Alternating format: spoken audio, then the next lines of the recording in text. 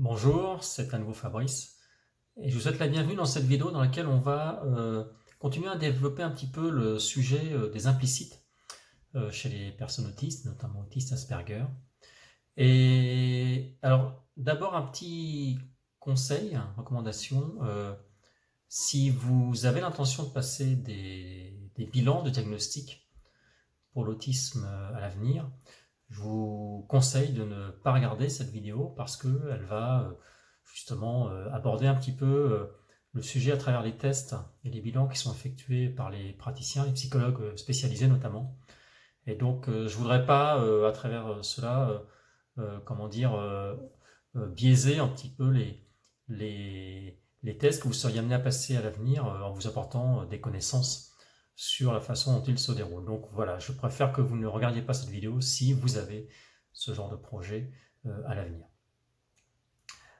Alors, justement, on va aborder dans cette vidéo un aspect des implicites que je n'avais pour cette raison pas développé de manière très précise dans la vidéo précédente.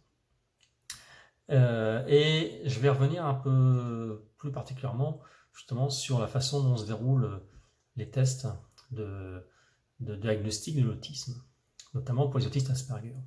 En fait, on se rend compte que ces tests, qui sont un petit peu, qui apparaissent un petit peu sous la forme d'une série de mises en situation ou d'exercices, on va dire, sont un peu plus subtils que ça, parce qu'en fait, on s'aperçoit quand on reçoit le compte rendu, le rapport, que le psychologue, le praticien, euh, en fait, a également, pendant qu'on fait les tests, énormément observé l'attitude de la personne donc, qui est soumise au diagnostic, et qu'elle a également sollicité ou testé, entre guillemets, de façon informelle, cachée, on va dire, non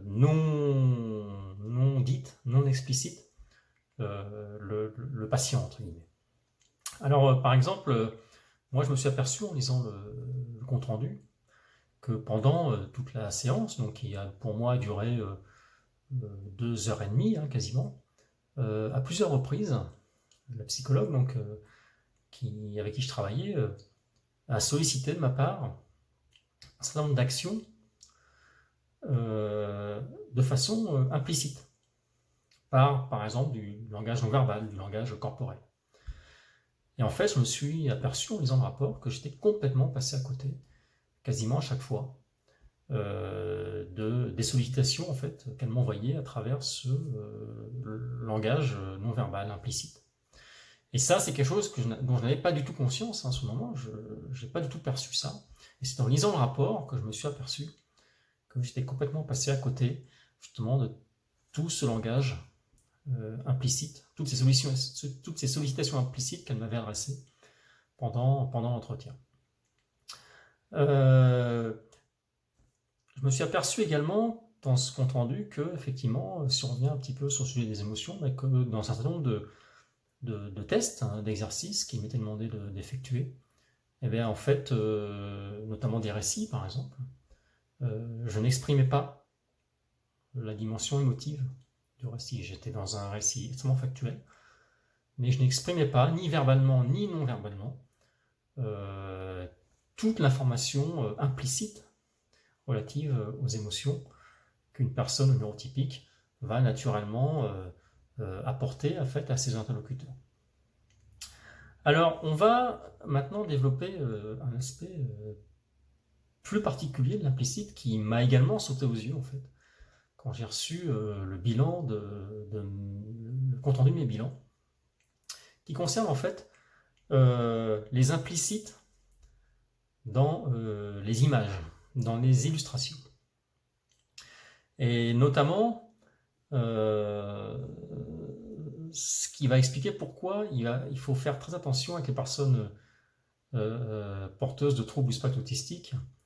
Il faut faire très attention aux récits qui sont basés essentiellement sur des images. Quand j'ai passé ces bilans, donc il y a plusieurs tests qui consistent effectivement à comment dire raconter une histoire qui nous est fournie en fait sous forme d'illustration. Donc juste des dessins en fait, l'exécution de dessins comme des bandes dessinées mais sans aucune bulle, sans aucun mot, donc juste des images. Donc il faut raconter l'histoire que l'on voit à travers ces images. Quand j'ai fait l'exercice, pour ma part, j'étais à peu près convaincu d'avoir bien raconté l'histoire telle qu'elle était dite par les images. En fait, quand j'ai reçu le compte-rendu, je me suis aperçu que dans tous les cas, j'étais passé à côté de l'histoire. Et ça a été vraiment un choc, mais c'était une grosse surprise. Vraiment, je ne m'y attendais pas du tout. Et il était écrit noir sur blanc dans le compte-rendu que j'étais passé complètement à côté du sens véritable de l'histoire et des images, tout simplement parce que je n'avais pas capté toutes les informations implicites en fait, qui étaient fournies par les suites d'images en fait, qui m'étaient présentées. Et donc j'avais construit à partir de ces images une histoire basée sur tout ce qui était extrêmement factuel, y compris des choses un peu détaillées, mais je n'avais pas du tout perçu le sens véritable de l'histoire, parce que je n'avais pas perçu toute la portée, tout ce qui était symbolique ou implicite dans les images. Alors ça inclut notamment, par exemple, tout ce qui est les expressions du visage, tout ce qui est aussi, par exemple, les bulles de dialogue, mais qui ne contiennent que des signes de ponctuation. Donc, ils sont censés refléter, on va dire, justement, un état d'émotion ou de pensée du personnage, mais sans que ce soit explicité par des mots. Et ça concerne de manière générale tout ce qui n'est pas descriptif dans l'image, tout ce qui n'est pas décrit dans l'image. Donc les intentions, le contexte, par exemple. Et ça, en fait, eh bien, moi, je suis passé complètement à côté. Je pensais pas, comment dire, avoir véritablement, comment dire, de difficultés à ce niveau-là. Et je l'ai découvert en recevant ce compte-rendu de bilan. Alors, ça veut dire que il faut faire attention avec tout ce qui est communication à base d'images, comme je l'ai dit. Et si on prend par exemple le cas des émoticônes, on utilise beaucoup d'émoticônes aujourd'hui dans les communications de messagerie par exemple. Alors, là encore, on va s'apercevoir qu'il peut y avoir un décalage entre la personne neurotypique qui va envoyer les émoticônes à un autiste et puis la perception qu'on va avoir l'autiste. Pourquoi? Parce que l'autiste, en fait, il va apprendre la signification des émoticônes. Il va les apprendre de façon factuelle.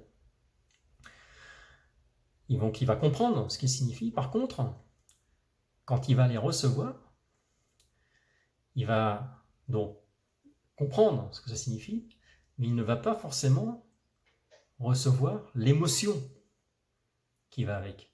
Et c'est là toute l'ambiguïté, parce que émoticône dit donc icône, censé transmettre une émotion, mais l'autiste Asperger, lui, en fait, il va apprendre ce que signifie l'icône, il va en comprendre l'émoticône, il va en comprendre la signification, il ne va pas recevoir la fameuse émotion qui est censée être envoyée avec l'émoticône.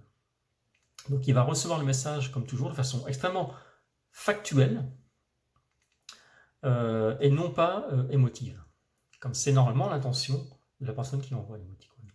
Donc il faut faire attention à tous ces décalages et comme je le disais dans la précédente vidéo, il faut faire très attention en fait, d'une manière générale, quand on communique avec une personne autiste, d'être extrêmement explicite, d'être exhaustif dans l'information qu'on veut fournir, et notamment quand on veut communiquer à base d'images, il faut vraiment faire en sorte que les images en question soient complètement autoporteuses en termes de signification, autoporteuses de façon explicite, et éviter tout ce qui va être trop symbolique.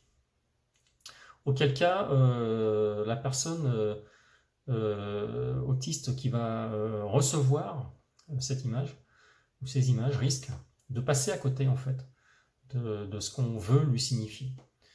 Voilà, j'espère que cette vidéo vous aura été à nouveau utile et je vous invite à regarder les autres et puis à regarder les suivantes qui ne manqueront pas d'arriver dans les jours ou semaines qui viennent.